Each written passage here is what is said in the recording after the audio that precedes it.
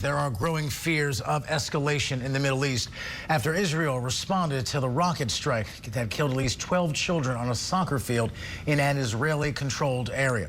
Israel claims the militant group Hezbollah is behind that attack on Saturday. They have denied involvement, though.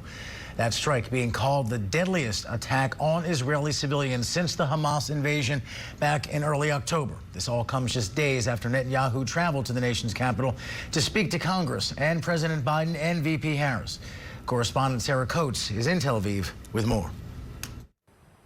Growing concern right around the region as to what the Israeli response will be to Saturday afternoon's attack on Majd al-Sham's, a Druze village in the Golan Heights, which killed 12 children playing football. Now, the Israeli Security Cabinet convened an emergency meeting late on Sunday night, then giving the Israeli Prime Minister Benjamin Netanyahu and also the Defence Minister Yoav Gallant the authority to decide on the scope and also the timing of this Israeli response.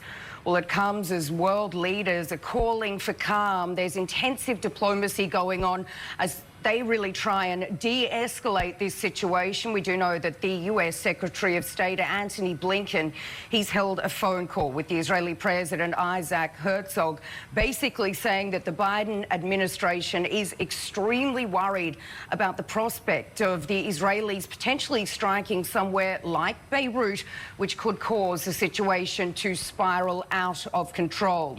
Now, in Beirut, there is reportedly growing panic. A number of flights, commercial flights, have been cancelled, suspended over the last few hours, with Germany also calling on its citizens to leave Lebanon now while commercial flights are still available. Israel is vowing a heavy response to Saturday's attack, saying that Hezbollah was involved, despite the group saying it didn't shoot these rockets. Now, Israeli Prime Minister Benjamin Netanyahu, he cut his US trip short after visiting US President Joe Biden, also former President Donald Trump, and the US Vice President Kamala Harris. Here's what she had to say. Let's get the deal done so we can get a ceasefire to end the war. Let's bring the hostages home, and let's provide much-needed relief to the Palestinian people.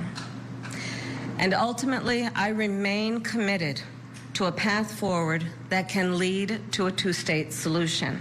Now, while many of the families of these hostages still being held in the Gaza Strip, they protested against Netanyahu's visit to the United States, saying that he shouldn't be there. While there is still no deal, a number of other families have come out to say that they believe a deal could be in the future.